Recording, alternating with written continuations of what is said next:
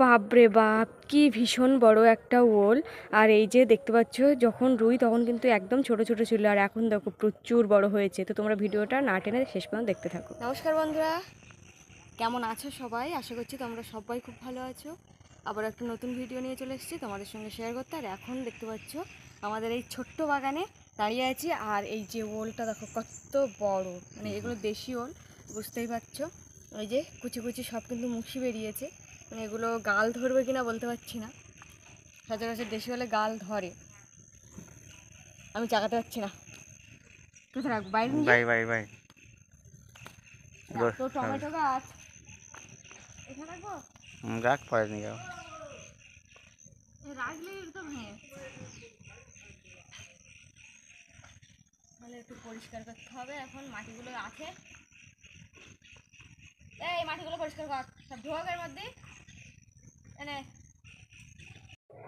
আর এই যে দেখতে পাচ্ছ ওলের মানে যে কুচি কুচি ফ্যাগড়া বেরিয়েছে, ওটা কিন্তু তুলতে খুবই অসুবিধা হয়েছে, কারণ চারিপাশে তো যেখানে কোপ মারছে কোদাল দিয়ে, সেখান থেকেই ভেঙে যাওয়ার সম্ভাবনা হচ্ছে। তো ভেঙেও কয়েকটা গিয়েছে, তো সেগুলো পরেই দেখাচ্ছি না হয়। আর এই যে এখন কিন্তু আমি টমেটো গাছের গোড়া পরিষ্কার করছি, ওখান দিয়ে পালং শাক মানে যে আছে ওগুলো কুপাতে হবে, গড়াটা কুপিয়ে একটু সার টার দিতে হবে। তো ওই জন্য আমি কিন্তু গড়াটা পরিষ্কার করে নিচ্ছি। আগে যদি আমি জানতাম, তাহলে আমি যেদিন পালং শাক তুলেছিলাম সেই দিন কিন্তু আমি ওই পালং শাকগুলো তুলে নিতাম, যে হচ্ছে গড়াটা পরিষ্কার করতে হবে জানলে আমার, তাহলে এই পালং শাকগুলো খাওয়া হয়ে যেত। তবে কোনো ব্যাপার নয়, এগুলো এখন যাবে মাদের বাড়ি, মাদের দিয়ে আসবো। ওই জন্য সুন্দর করে একটু পরিষ্কার করে নিচ্ছি, অনেক রকম শাকও তুলে নিচ্ছি।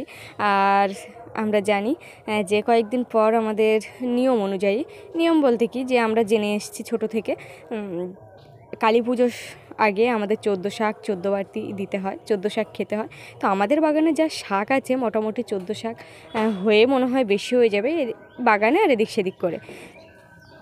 আর এবছর কোনো জায়গায় হয়তো যাওয়া লাগবে না। তো এই যে দেখো, এখন বাগান কিন্তু এইভাবে পরিষ্কার করতে হচ্ছে। আর হচ্ছে কথা হলো, আমার এই বাগানটায়, মানে ছোট্ট বাগানটায় যে কে কে সেদিন আসবে শাক তুলতে, সেটা আমার দেখার পালা। এবার আসলেও আসতে পারে, না আসলেও আসতে পারে, কিন্তু আমার খুব ভালো লাগবে যদি আসে। আর মূলো শাকগুলো দেখো, মূলো শাকও তো লাগে, তো মূলো শাকগুলো কিন্তু রয়েছে, মূলো শাক এখনও খাইনি। আর দুজন লোক যেহেতু, কত আর খেতে পারি।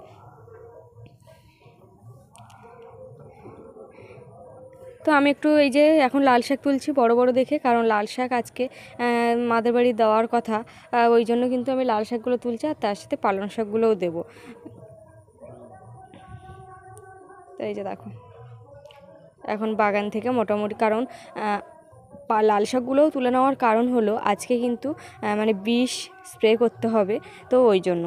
তো এখন আর বিষটা স্প্রে করব না, সমস্ত কিছু পোকা লেগে গেছে, আর এরপরে আর খাওয়া যাবে না পোকা লেগে গেলে, বা পরে বিষ দিলে তখন পরে শাক তোলা যাবে না। তো এখন একটু ফাঁকা আছি, এখন বিষটা দিয়ে নিলে বেশ ভালোই হবে।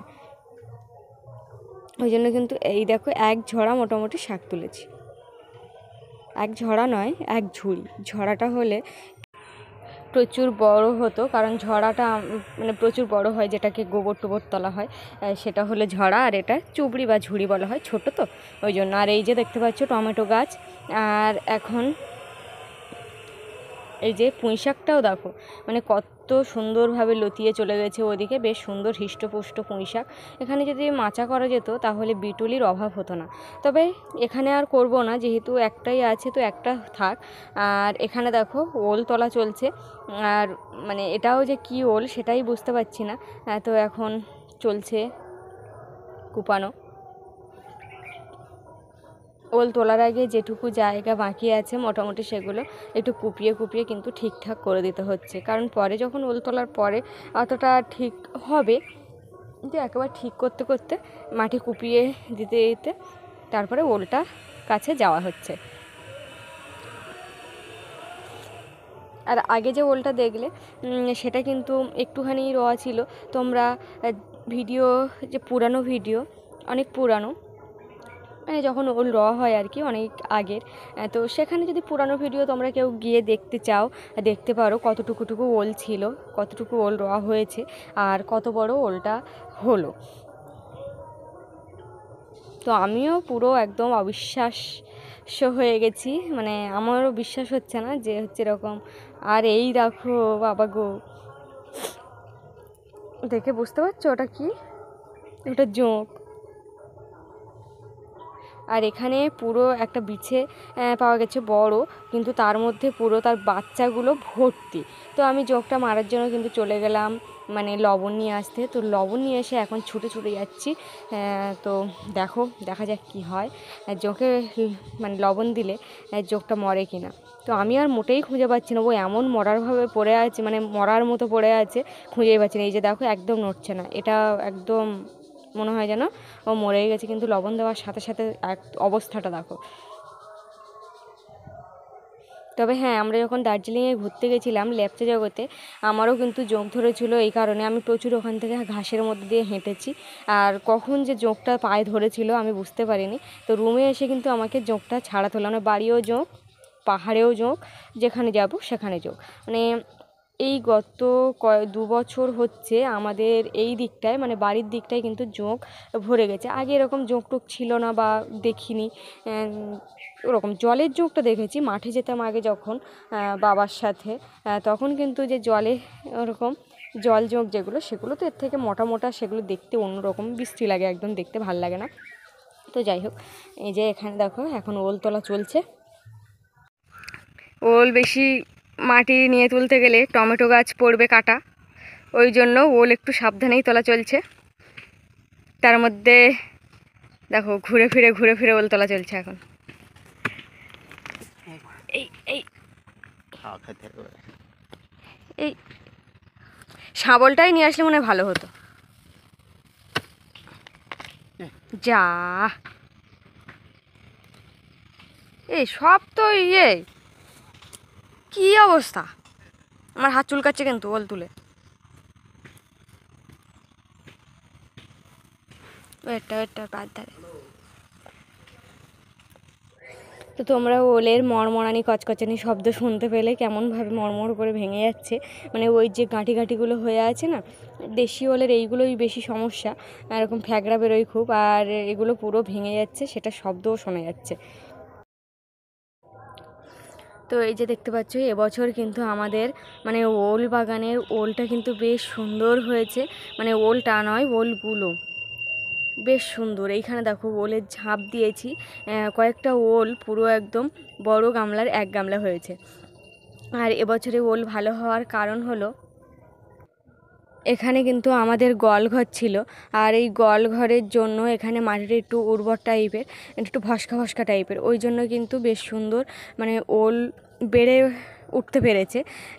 আর যেহেতু এখানে সার হয়ে গেছে, আগের বছরে যেহেতু গোল ঘরটা ভাঙা হয়েছে, আর এবছর কিন্তু প্রচুর সারি হয়ে গেছে মাটিটা, আর ভস্কা টাইপের, আঁটো আঁটো মাটি নয়, ওই জন্য কিন্তু মাটিটা বেশ সুন্দর জো থাকার জন্য বা সারি হওয়ার জন্য কিন্তু ওলটা বেশ অনেক বড় বড় হয়েছে, মানে ওলগুলো। আর এখন দেখতে পাচ্ছ আমি কিন্তু ভেন্ডি তুলতে এসেছি, মানে যেটা ঢ্যাঁড়স, আমরা সচরাচর যেটাকে ঢ্যাঁড়স বলে থাকে সেটাই তুলতে এসেছি। আর এই যে গাছের মাথা কেটে দেওয়ার পরে গোড়ায় কিন্তু ভেন্ডি হয়েছে।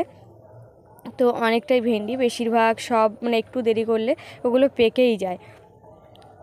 তো কি আর করব, কিছু পাকা আছে, কিছু মানে নরম আছে, মানে আর কি কচি। তো এই যে এখন কিন্তু ভেন্ডিগুলো সব এপার ওপার থেকে ঘুরে আমি কিন্তু তুলে নিচ্ছি, আর এতগুলো ভেন্ডি উঠেছে। আর ও বাগানে যাব, কিন্তু কতটা উঠবে জানি না, তো যাব বলে আর যাওয়া হয়নি। আর এদিকে দেখো পাথর তুলছিলাম, এত শব্দ হচ্ছিলো যে গামলাটা বাদ দিয়ে ঝুড়িতে করে নিচ্ছি, মানে ছোট যে জায়গা ওটাই নিচ্ছিলাম। তারপরে এইভাবে কিন্তু কাজগুলো সেরে নিতে হবে, যদি আবার বৃষ্টি হয় তাহলে কাজ আর করা যাবে না, আবার সব একদম ঘেঁটে ঘ হয়ে যাবে। আর আজকে ঠিক করে এই কাজগুলোর মধ্যেই পড়েছি। তো ভাবলাম এইভাবে না নিয়ে আমি তো একদম পাথরটা এর ওপরে দিয়ে, বস্তার উপরে দিয়ে আর এইভাবে নিয়ে যেতে পারি, আবার কেন তুলবো। তো মাথায় কাজ করতে করতে কিন্তু অনেক রকমের আমাদের বুদ্ধি আসে। তো দেখো, বুদ্ধিটা অবলম্বন করে বেশ ভালোই হলো, সময়ও বাঁচলো, কারণ ওর থেকে আর আমাকে ঝুড়িটাতে তুলতে হলো না। আর এই যে দেখো, বস্তা থেকে অল্প অল্প করে ঢেলেই কিন্তু আমি মানে ওখানে দিয়ে দিচ্ছি। আর এখানে তারপরে চলে আসলাম বালিগুলো একটু সাজাতে। বস্তার মধ্যে বালিগুলো পড়েই যাচ্ছিল, বস্তা ছিঁড়েও গেছে, তাই একটু ইট দিয়ে সাজিয়ে দিচ্ছি। আর দেওয়ার পরে বস্তা পুরো একদম মানে উপুড় করে বালিগুলো এইভাবেই রাখবো গোল করে। তো এইভাবে থাকলে আর ছড়াবে না। তো এর উপরে দিয়ে আর কিছু চাপা দিয়ে দেবো। তো বন্ধুরা, আজকের ভিডিওটা এই পর্যন্ত। আর তোমরা আমাদের সাথে আছো, আর এইভাবে যে আমার প্রত্যেকটা ভিডিও দেখছো তার জন্য কিন্তু অসংখ্য ধন্যবাদ। আর মোটামুটি আমাদের এখনের কাজকর্ম এই। আর এই যে দেখো, একটা কেঁচো পাওয়া গেছে, কিন্তু মাছ ধরার সময় কোনো কেঁচো পাওয়া যায় না। তো আমি বস্তাটা পারলাম না বললে তোমার দাদাভাই একটু সাহায্য করে দিল। এই যে, আর বস্তা সব ছিঁড়ে একদম বালির সাথে মিশে যাচ্ছে। তো একবার নষ্ট হওয়ার থেকে একটু বাঁচিয়ে রাখাটা অনেক ভালো, তাই কিন্তু বালি পাথর সব কিছু বাঁচিয়ে রাখলাম। তো বন্ধুরা, আসি, দেখা হচ্ছে পরবর্তী ভিডিও।